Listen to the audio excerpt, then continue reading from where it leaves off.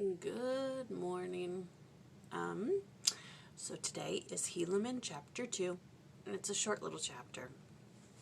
But what happens in this chapter is the formation of the Gadianton robbers, and secret combinations and all that. So, Helaman, son of Helaman, becomes the chief judge of the land, and Gadianton hatches this plan to have him killed. Luckily, one of his servants, Helaman's servants, is there, and he says to the assassin, who is Kishkaman, yeah, come on, let's just go to the judgment seat. Come on, we'll take care of it right now. And everybody's like, awesome. And then, of course, the servant kills him. And then all of the band runs off and hides in the mountains.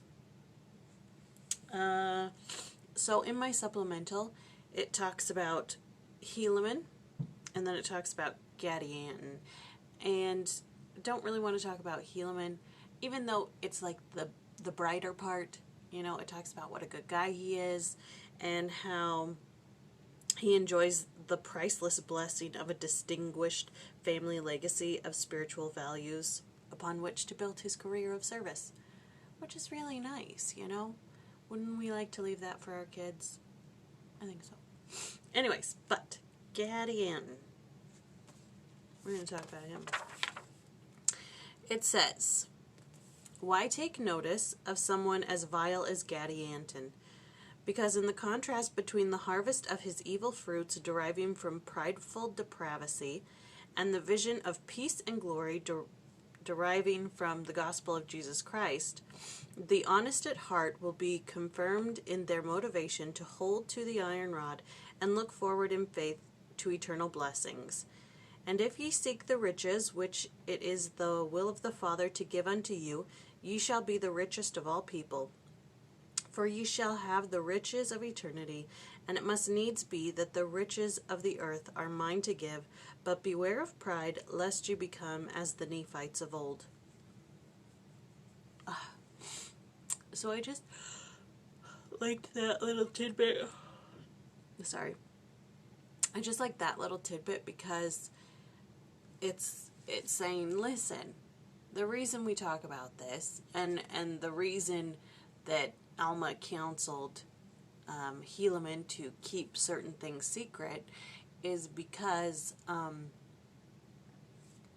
you need to know these things so that you can be aware of them, so that you don't fall victim to them. You know, it's like if you only read about the good stuff and how wonderful everybody is, you're going to feel like you fall short a lot of the time.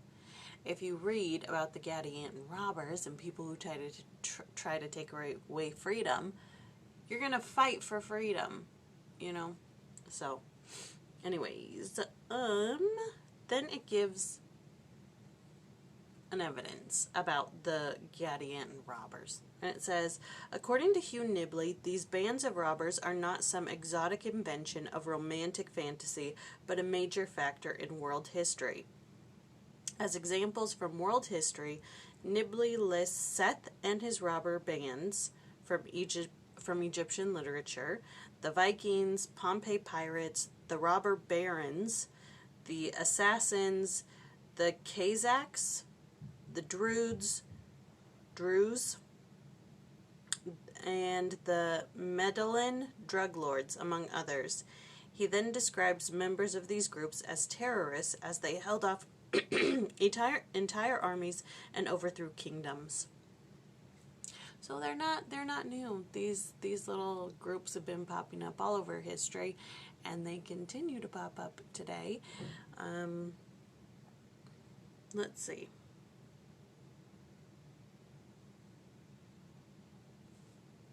All right. So in verse 13, it says that the Gadianton robbers proved to be the entire downfall of almost the entire destruction of the people of Nephi. Through the wise and experienced perspective of the prophet-historian Mormon, we are presented a panoramic vista of vast opposing forces. The steady I looked up how to say this word this morning. inexorable, I still don't know if I'm saying it right, thrust forward of the spiritual force of divine power as contrasted with the halting, stumbling, corrupting, enticing, and often irrepressible force of mortal pride. And there is no doubt about the final outcome, for the works and the designs and the purposes of God cannot be frustrated, neither can they come to naught. But what painful lessons mortals must learn before we can proclaim defeat over the seeds of pride and rebellion constantly germinating within our souls. And thus we may see, is Mormon's editorial signature for introducing his readers to the obvious truth that only faith, repentance, and compliance with all of the Lord's commandments alone can eradicate pride from our lives and prepare us to receive the blessings of the Spirit. I really liked that. I really, really liked that. It says, and thus we may see is Mormon's editorial signature for introducing his readers to the obvious truth that only faith, repentance, and compliance with all of the Lord's commandments alone can eradicate pride from our lives and prepare us to receive the blessings of the Spirit.